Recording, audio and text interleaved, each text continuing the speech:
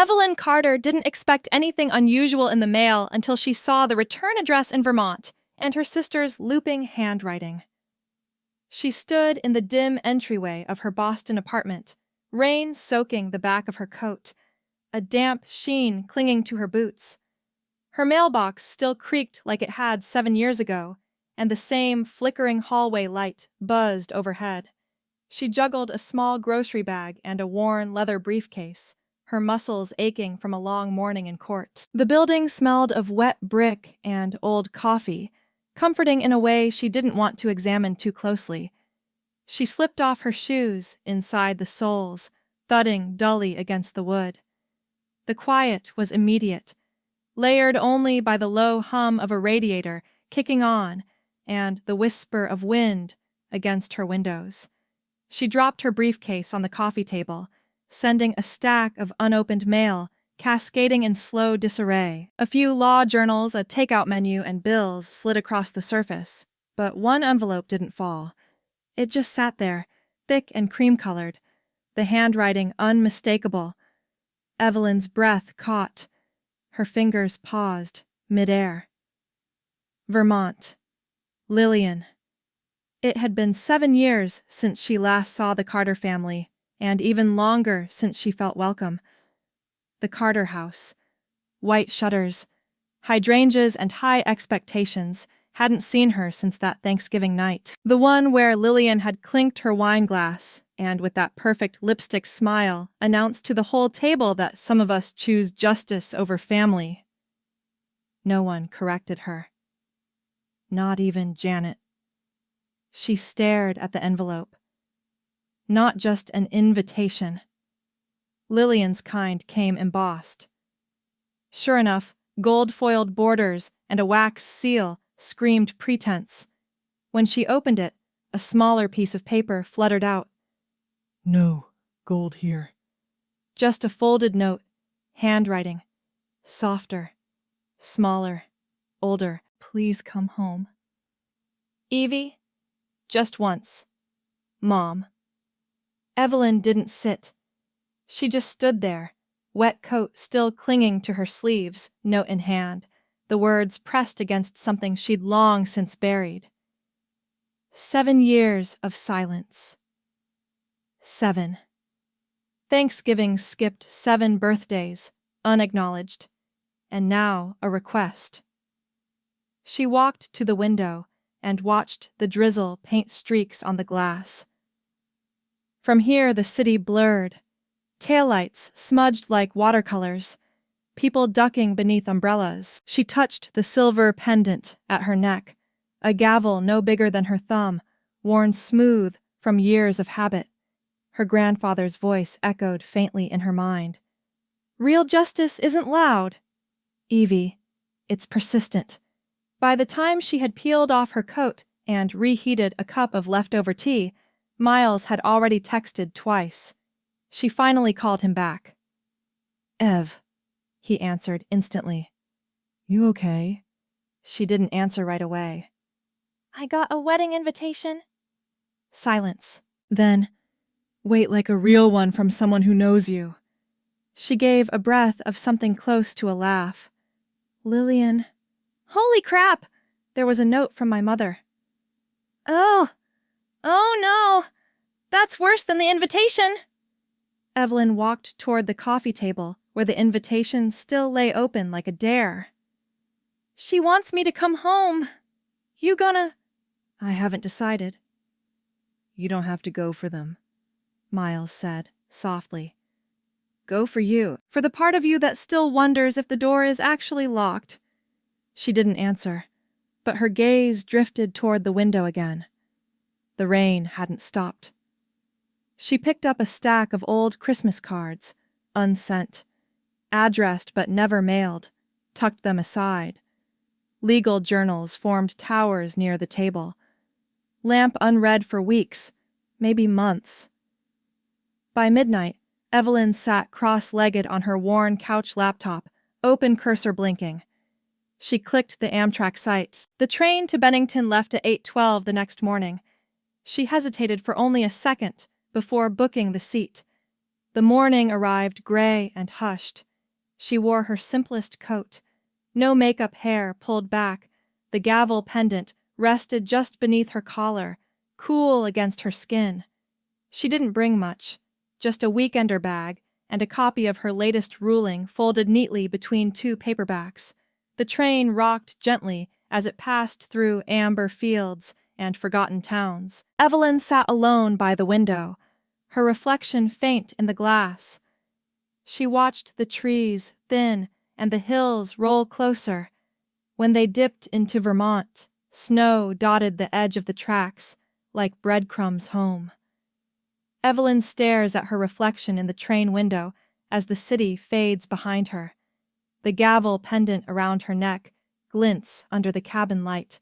As the train pulls into Bennington Station, her phone buzzes with a text. Lillian didn't expect to see your name on the RSVP. The Carter house hadn't changed much, but the people inside had perfected.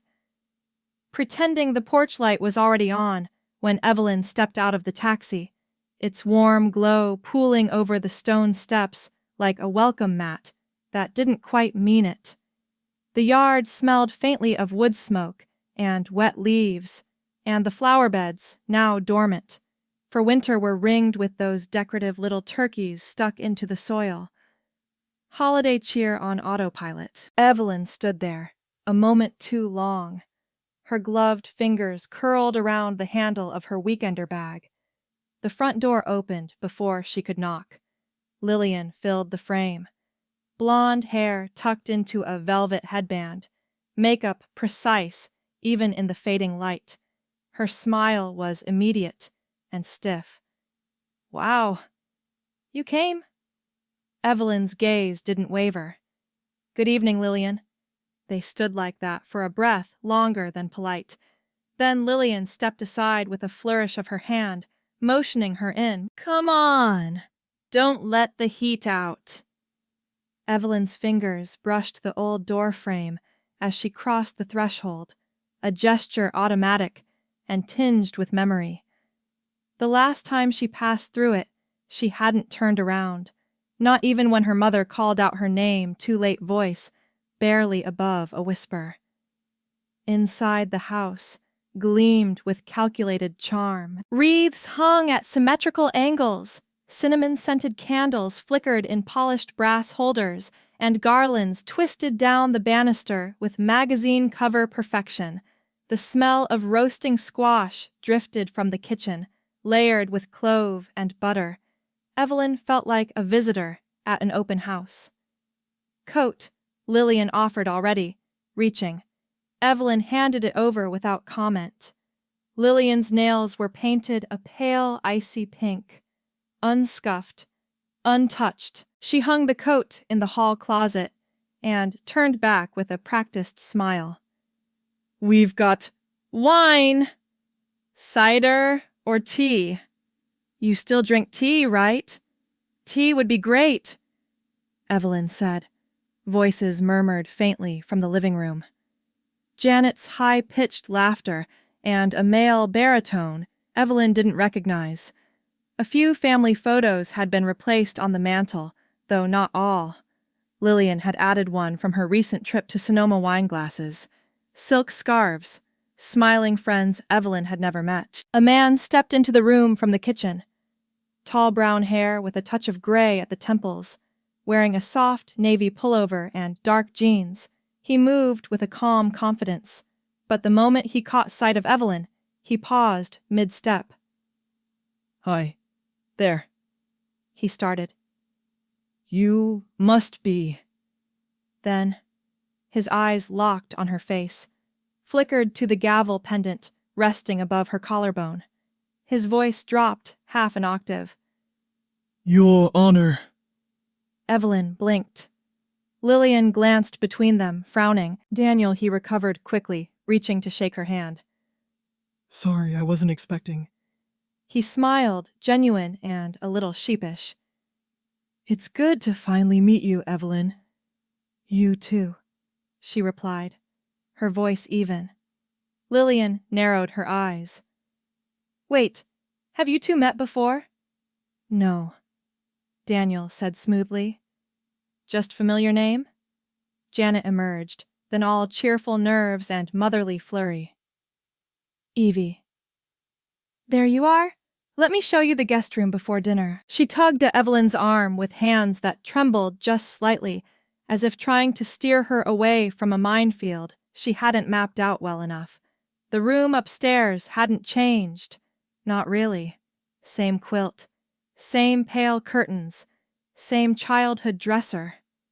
Evelyn set down her bag and stood by the window, listening to muffled laughter below. The heater ticked softly in the wall. When she opened the nightstand drawer to look for an outlet, she found a small, crumpled photograph. Her breath caught. It was an old snapshot, her and Grandpa Elias standing outside the courthouse. She was holding her bar exam certificate. Cheeks flushed him, beaming. She had forgotten this photo existed. It was faded and dog-eared, but someone had kept it. She left it in the drawer. Dinner was a small affair, just the four of them. Candlelight softened the edges of awkward conversation. Janet filled the silence with stories about the neighbors Lillian discussed, floral arrangements for the wedding. Evelyn answered only when asked. At one point, Lillian placed her fork down, her tone airy. Not everyone was cut out for real family work. You know, she said, glancing at Evelyn like a wine glass reflecting judgment. Daniel's fork paused midair. Evelyn reached for the pie dish, cut herself a modest slice, and took a slow bite. The apple filling was still warm, but her voice was cool when she spoke. Some of us just work with a different definition of family. Janet laughed a bit too quickly. Oh, Evie, still sharp. I see. Dinner ended soon after Evelyn excused herself and headed upstairs. The hall creaked the same way it used to, a small comfort in an unfamiliar home. She undressed, slowly, folded her clothes with habitual neatness, and turned off the lamp. Daniel Googled Evelyn's full name that night, his brows furrow when he reads, Federal Judge, Southern District, Thanksgiving. Eve began with the clatter of pots and the kind of silence that only builds in old kitchens. Steam fogged the windows, and the scent of sage and sweet onions hung heavy in the air. Evelyn stood at the counter with a wooden spoon in her hand, stirring cranberries that hissed and popped in the saucepan. The rhythm was steady, almost soothing, except for the quiet scraping of her mother's slippers across the tiled floor behind her. Janet set a mug down at the edge of the counter. Black. No cream, she said, not quite meeting Evelyn's eyes. Evelyn glanced at the mug, then at her mother. You remembered? Of course, Janet replied, brushing crumbs from the edge of her cardigan. She busied herself with checking the turkey brine, her movements precise, practiced. The silence stretched, made only heavier by the soft clink of utensils in ceramic bowls and the ticking of the old clock above the pantry door. Janet finally spoke. I never wanted to choose sides, you know? Evelyn kept stirring. The sauce had begun to thicken, staining the wooden spoon red. The bubbles broke the surface like small explosions. She didn't respond. Janet sighed a sound half caught in her throat. Families are complicated. Evelyn let the silence answer for her. After a while, she set the spoon aside and wiped her hands on a linen towel. I need some air. Outside, the chill bit gently at her cheeks. The sun was still low in the sky, casting long shadows across the sidewalk. Across the street, a father adjusted the straps on a bundled toddler as they exited the town's general store, the door's tiny bell ringing cheerily. Two older women walked past with coffee cups and knit hats pulled low, chatting about their pie crusts and how early the snow might start. The neighborhood looked almost exactly the same, only softer somehow, less like something she'd run from, and more like something she'd grown around. Evelyn turned the corner toward the old library steps when she heard a familiar voice. Well, if it isn't Miss Evelyn Carter. She turned to see Mrs. Penelope wrapped in a thick, hand-knit shawl that looked older than most of the books she used to shelve. Her cheeks were rosy, and she carried a foil-wrapped pie in one gloved hand. Mrs. Penelope, Evelyn said, managing a small smile. You haven't changed. Nonsense. Penelope laughed. I creak louder than these porch steps these days. But you're something else. They hugged gently, the kind of hug that didn't expect too much, just enough to say you were missed. I heard you were coming back, Penelope said, adjusting her shawl. I wasn't sure I'd see you in person, though. Thought maybe you'd stay locked up in that big house with all the whispers and roasted squash. Evelyn gave a dry smile. I needed a walk. Penelope nodded, glancing down at the sidewalk as they began walking. You know, my nephew's home was saved last year. Evelyn looked over Jerome. That's the one. Was about to lose the place after his company folded. Would have been out on the street with his girls if that ruling hadn't gone through. Penelope stopped turning toward Evelyn. You presided over that case, didn't you? Evelyn hesitated, then nodded. Yes. You didn't just give him a second chance, Penelope said, voice lowering. You gave our whole block hope. Evelyn looked down. Her fingers found the edge of the pendant beneath her coat, pressing it lightly through the fabric. The metal was cool grounding. People like Lillian may not know what you've done, Penelope continued. But we do. We saw your name in the paper. We remember, inside the house across the street. Daniel stood behind the curtain in the front room, watching. His eyes followed the slow, deliberate cadence of the two women walking side by side, the way Evelyn held herself without fanfare, without apology. Penelope reached into her tote bag and pulled out the foil-wrapped pie. Pecan. Still warm. I know your mother's never made them the right way. Evelyn laughed, the sound brief but real. She always overbakes the crust.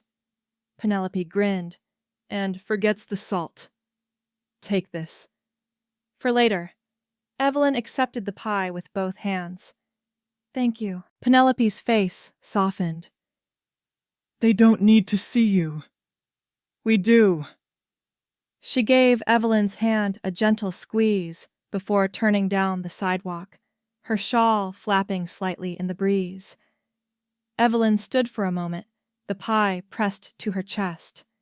Somewhere nearby, a dog barked and a screen door slammed. The wind carried the scent of pine and distant chimney smoke. Her fingers curled tighter around the tin. As Evelyn heads inside, a young man crossing the street calls, Judge Carter. She turns. It's Nathan Ruiz. The silver clink of forks paused midair when Daniel raised his glass. The dining room glowed under the soft flicker of candlelight shadows pooling at the corners and dancing along the old wallpaper. The long oak table groaned under the weight of Thanksgiving staples, stuffing rich with sage, sweet potatoes crowned with browned marshmallows, and a turkey so large it seemed almost ceremonial. At one end, Lillian sat straight-backed and radiant in burgundy silk, directing the flow of conversation like a conductor. At the other, Janet fussed with the cranberry sauce, nodding too eagerly at everyone's small talk. Evelyn sat near the center, her expression unreadable, her hands folded in her lap. She had barely spoken since the salad course. Janet had opened the meal with a short blessing, neither personal nor particularly heartfelt, just enough to mark the occasion. Relatives filled the silence with the usual safe topics. Whether a new bakery on Main Street, a cousin's promotion, the sound of forks scraping china became the default soundtrack. When Lillian stood lifting her wine glass, the table quieted out of habit. To family. She began, her voice smooth. To those who uphold our name with grace and those who... Her eyes flicked toward Evelyn just briefly, find their way back eventually. A soft ripple of laughter followed. Polite. A little uncertain. Evelyn reached for her water, lifting it with steady hands. She didn't speak. Her gavel pendant, tucked beneath her blouse, rested cool against her sternum. Her face revealed nothing. Daniel remained seated. His fingers traced the stem of his glass, gaze unreadable. Then, as the room began to shift back into chatter, he stood. I'd like to add something, he said, lifting his glass slowly. Several heads turned. Lillian's brows lifted. To those who serve justice, Daniel said, voice clear, calm, who give dignity where others deny it. To judge, Evelyn Carter. The room stopped breathing. Janet blinked. Lips parted slightly. A spoon slipped from someone's hand and clattered onto a plate. The sound rang louder than it should have. Lillian's face lost its practiced poise. Her smile faltered, eyes narrowing just slightly before recovering into something unreadable. Daniel continued, unfazed. I lost a case in her courtroom once. One of the most humbling moments of my career. That ruling it made me a better attorney. No one moved. Evelyn didn't react. She sat perfectly still, spine straight, hands still folded in her lap. The candlelight caught the faint glint of the silver chain at her neck. Lillian opened her mouth as if to say something, but no words came. Her grip tightened around the base of her wineglass. Janet pressed her napkin between her palms, as if trying to wring clarity from cloth. A cousin cleared his throat. Another reached for the gravy boat, with exaggerated interest.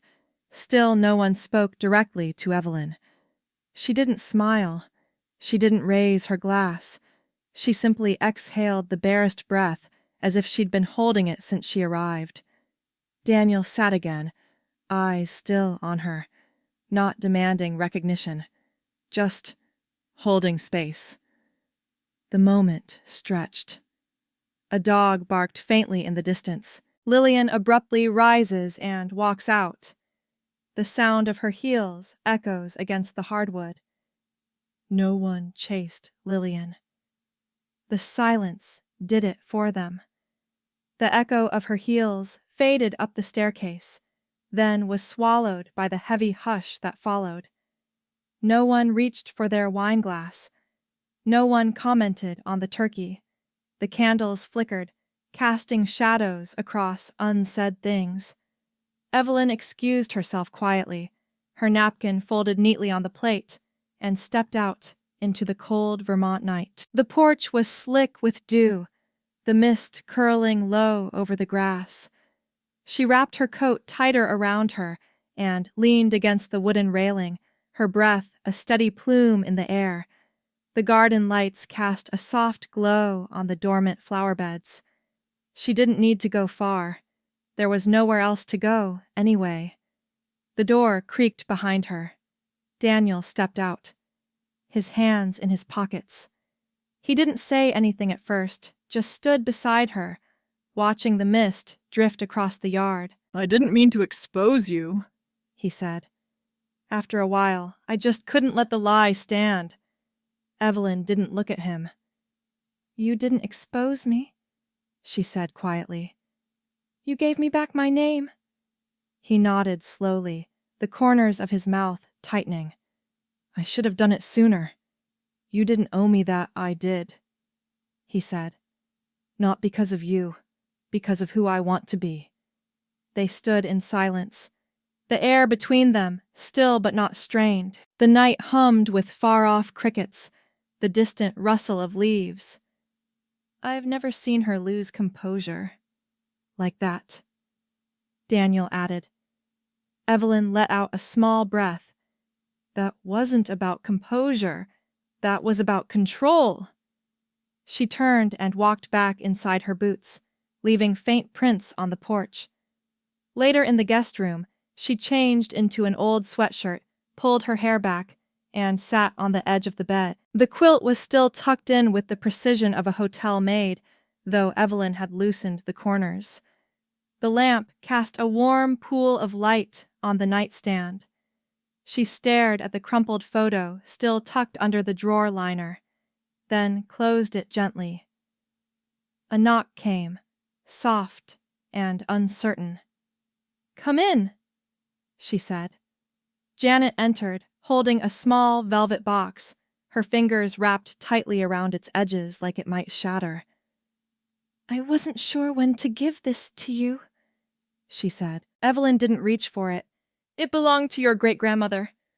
"Janet," continued her voice trembling, "she was the first woman to vote in this county. Your grandfather kept it, said it was to go to the next woman in the family who earned it, not inherited it."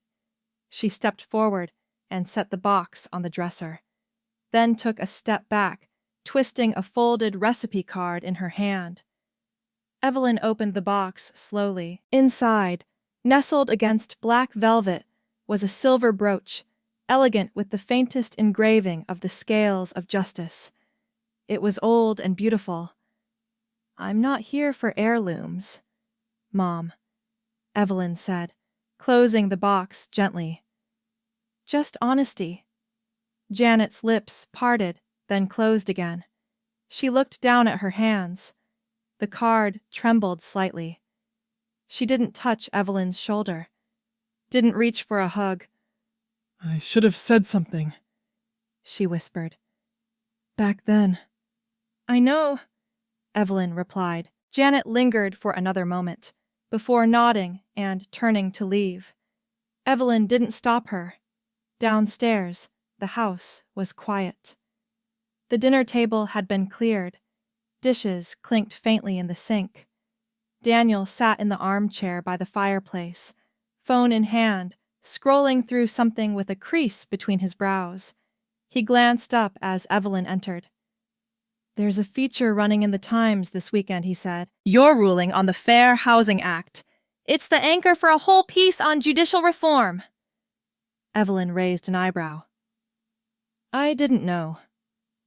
He turned the phone so she could see the headline. "The Judge Who Quietly Changed Bennington." "I guess they remember," he said softly. Evelyn didn't respond. She turned back toward the stairs, her expression unreadable. Up in her room, the air was warmer now.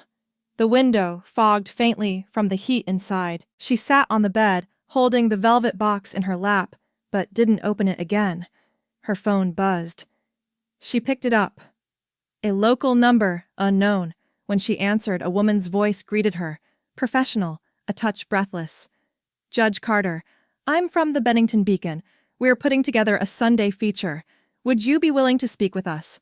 The working title is The Judge Who Quietly Changed Bennington." By Saturday morning, Evelyn's photo was taped to the glass window of the town diner, right next to a pie contest flyer. The window pane fogged slightly around the edges from the warmth inside, but there she was, printed in modest grayscale, her name in neat serif font beneath Judge Evelyn Carter, honoring local leadership in justice. Beside it, a flyer for Mrs. Adkins's rhubarb crumble and a drawing of 3 pumpkins with googly eyes. Evelyn stared at it for a moment longer than she meant to, her breath visible in the crisp morning air. The square was alive. Booths lined the sidewalks. Strings of lights looped overhead, from lamppost to storefront. Children ran past, holding caramel apples, their cheeks flushed. A group of retirees clustered near the cider tent, sipping from steaming cups and swapping stories about Thanksgivings past. The air smelled of clove and fried dough, and every few minutes a bell jingled from the direction of the church as another family dropped off a bag of canned goods. Evelyn moved through the crowd without spectacle. Some nodded in recognition. Others offered polite hellos, but most simply stepped aside without the usual hesitation. She felt none of the tension from 3 nights ago.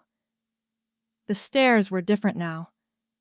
Curious kind, even a touch reverent. A small booth near the town library caught her eye. Handwritten signs read Free, Cocoa, and Civic Heroes Display.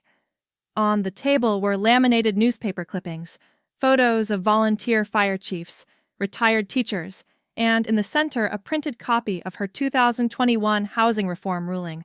A thermos of cocoa steamed beside it. She smiled faintly and stepped forward. "Judge Carter!" a voice called. Nathan Ruiz emerged from behind the booth, taller than she remembered, his dark curls now trimmed neatly, scarf looped casually around his neck. He beamed. Beside him stood a teenage girl, shy but proud, her braces flashing when she smiled. "This is my sister, Nathan," said. "Maria's senior now. Top of her class." Maria looked up at Evelyn. "You helped us." "I don't remember everything, but I remember feeling like someone believed us." Evelyn placed a hand gently on Maria's shoulder. You believed in yourselves. "That's what matters most." Nathan handed her a paper cup of cocoa. "Thank you for everything. I mean that." She nodded. The warmth of the cup seeped into her fingers. "Evelyn." Mrs. Penelope bustled through the crowd, a folded shawl slung over one arm, cheeks pink from the wind. She didn't wait for permission. She simply reached up and wrapped it around Evelyn's shoulders, fussing with the corners. You belong here, dear. You always did. Evelyn laughed softly. "You keep saying that. Because it keeps being true." A camera shutter clicked nearby. Miles stood a few feet away, holding his phone bundled in a plaid coat that looked too new for him. "Caption Judge of the People," he called, grinning. "Don't worry, I'll crop out the cocoa mustache." Evelyn rolled her eyes but didn't protest. She was still smiling when Daniel passed by on the opposite side of the square. He tipped his hat in a quiet, almost old-fashioned way. She nodded back. It was enough. At a booth near the fire pit, Lillian stood behind a tray of biscotti, her posture stiff, gaze fixed on something in the distance. Evelyn didn't stop walking, but as she passed, Lillian's eyes flicked toward her. For the first time in years, there was no accusation there, no apology either, just something quieter. Evelyn met her gaze and nodded once. Civil, not emotional. Lillian returned the gesture with a slight lift of her chin before turning back to rearrange her tray. As Evelyn approached the small wooden platform in the center of the square, the event organizer greeted her with flushed cheeks and a clipboard.